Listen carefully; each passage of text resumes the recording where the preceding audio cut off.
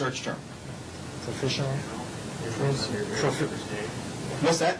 Maybe under your favorite surfer's name. Favorite surfer's name? But is pro surfboard Yeah, professional surfboards. professional surfboards? Professional surfers? Yeah, but before we get off that, I mean, look, there are other items that are coming up under Bruce Iron Surfboard, like their key rings and mini surfboards and other things. So maybe people are searching for the name. Fan base is increasing every day with professional surfing. Okay. Okay, so So that would kind of tend to discount the hypothesis that people just don't care. that's a really, did y'all get that? Okay, the fact that there's other gifts related to Bruce Irons There's a sign posted. tends to say that, hey, wait a minute, there may be something here. Dave, you have a point? Question? I think I've heard this twice alluded to. And now, does that imply or say that there are a lot of people searching on Bruce Irons? Can you then turn that around and saying that Bruce Irons are keywords that people are frequently using, and then therefore you should utilize those in your keywords and throughout your website to generate that traffic through it? I think it depends. It could mean two things when you search for Bruce Iron Surfboard. First of all, to me it looks as though there's no competition if you're trying to sell that surfboard. And there could be 100 people a day searching for Bruce Iron Surfboards, but we don't know because Google will not say that on the search engine right here. It could also mean that no one, like you said, no one cares about Bruce Irons. No one's going to buy that product. You really have to go out and just try and do it. What I would maybe do is list it on eBay in the marketplace, or list it on eBay as just a listing and see what kind of hits you get. I've tried listing surfboards on eBay, and I find it pretty hard to ship a surfboard, and people don't want to spend $125 to pack and ship, via FedEx from Hawaii. So in that sense, there's a little problem. But what you can also do is you can also try Google AdWords and run some pay-per-click advertising.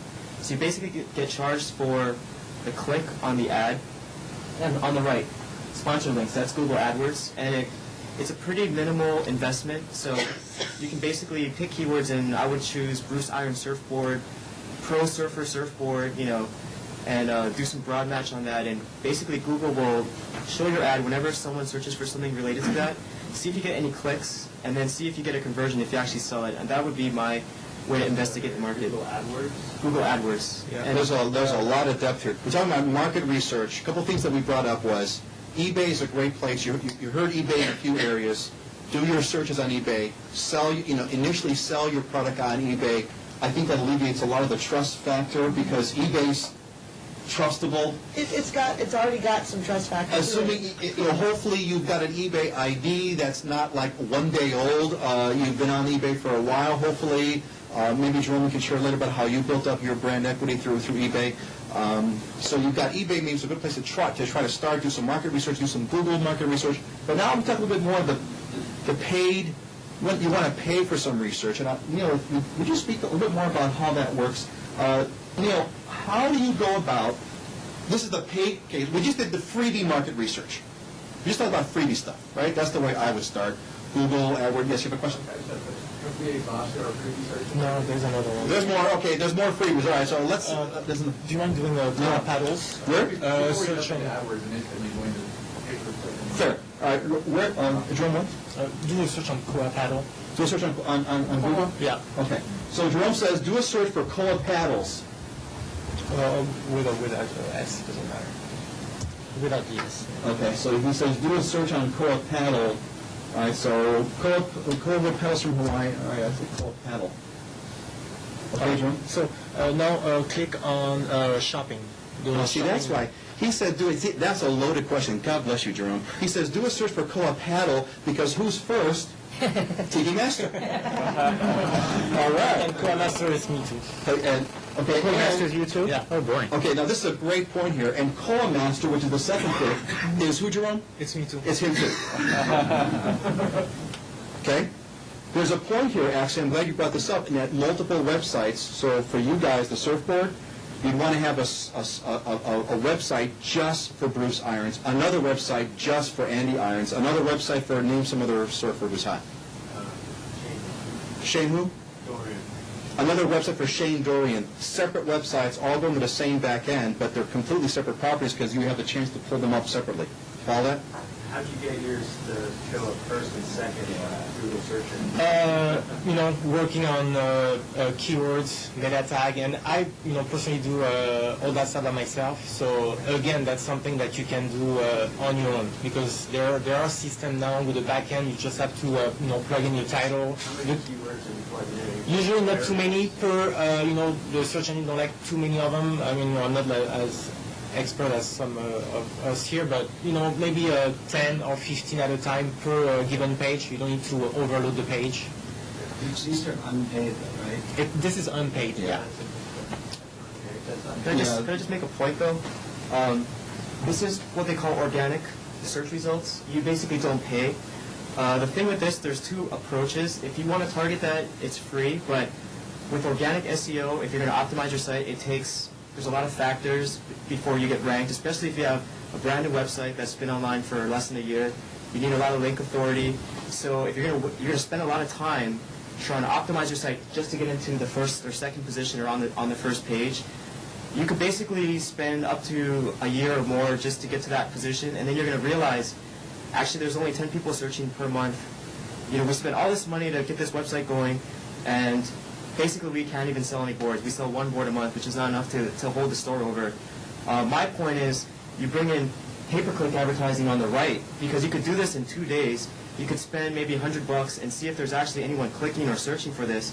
And then from there, if you do see results, then you go ahead and target with the organic SEO and you build your site, because you know that there's a market. But this is more for people that have an idea and they want to see if there's actually potential to sell something. So It's a good point. So you get Neil's nuance here. Neil's saying pay for the pay-per-click advertising, not so much to bring business, but to do a quick test market, correct? But Jerome, you want to keep going back to Jerome says, I've been using AdWords, and for us I don't see the ROI. I mean, we've been spending big bucks. At some point, I think we were spending $6,000 a month on paid advertising on AdWords. And only 2 years into it, I said, well, maybe I should put some tracking to see if I have some conversion.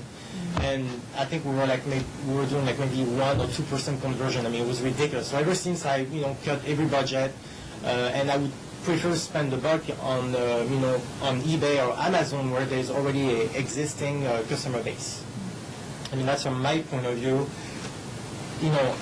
AdWords don't always work, and if there's a lot of competition, you're lost amongst so many links. But the Google machine will, one or the other, will give you the clicks. Your budget will be used up, and it doesn't always bring sales. so there's a nuance here I want you all to get. Okay, Jerome is saying, I spent big bucks on Google AdWords as an advertising promotional vehicle. Did not work. That's one element. And we have to, he's doing it, so for his specific situation, it's obviously true. Neil's saying something a little bit different. I didn't hear Neil say, spend a lot of money on advertising. What I heard Neil say is, spend a few bucks for test marketing.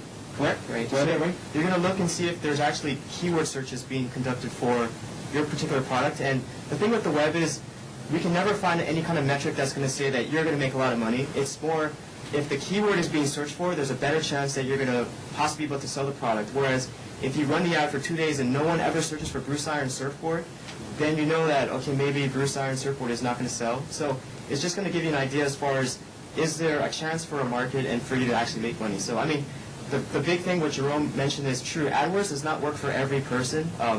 I run campaigns for big clients. It works well for them. I've run it on my own Aloha Surf Gear website.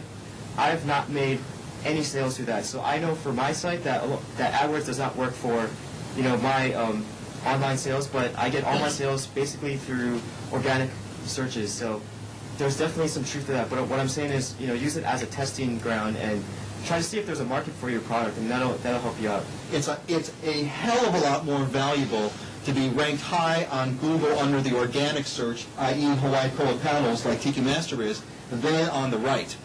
Okay? In fact, what I always do, whenever I go to a website and I see my competitors, I quickly click on all their links because I know they're going to get charged by you know, I'm going to give all these, because Jerome's my buddy over here, so I'm going to give all these guys a click right now. Thanks, you just keep on. Well, see, you should have taken out that ad. I thought you weren't advertising anymore. It's floating, it's floating. Okay, so there's. I just took $10 out of some people's pockets right here. David. Neil, in the other, a couple times you mentioned, you know, the keyword search lists. Right. Where do we get that information? How do we get it?